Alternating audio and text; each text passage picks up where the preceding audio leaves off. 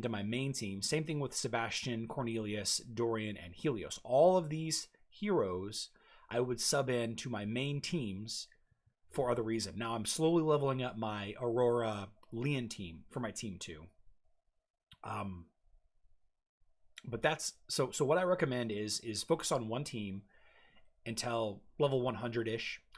Focus on 2 teams, you know, once you're past level 100, and then the third team that you build it full of support heroes that you would swap into team 1 or team 2, depending on who you're going up against in the Grand Arena. But never focus on more than 3 teams, and I don't want to focus on more than 1 team until level 100 or so. That's kind of how I go about whenever people ask me, you know, when they should start building their Grand Arena team and how they should focus on it. Because the thing is if you go up against somebody that has 2 really strong teams. Let's take a look at Gabriel here. Okay, actually this is a bad idea.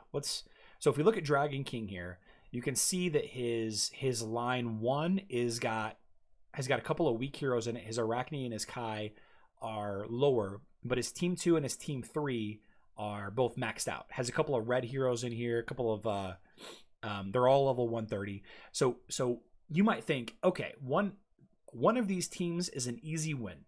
Team 1 here is an easy win for me because they've got a level 84 Arachne and a level 77 Kai. This is an easy win.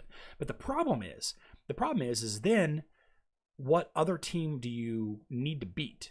Do you try to beat team 2 or do you try to beat team 3? So if you have 2 really strong teams, that is 10 heroes that are very strong, and then just 1/3 throwaway team, then people that are attacking your Grand Arena team are going to have a harder time because they have to beat one really weak team, sure, but then they have to beat one really strong team. And instead of spreading your resources across 15 heroes, you're spreading your resources across 10 heroes, and those 10 heroes are going to be 1/3 stronger than somebody that invested all resources across 15 heroes. I don't know. This is just my opinion. I think it's a great question, though. I think it's a really good question. So thank you for asking that. Speaking of this, let's go ahead and attack this guy. So obviously team 1 is the weak team, so we're going to throw that up there. And I think team 2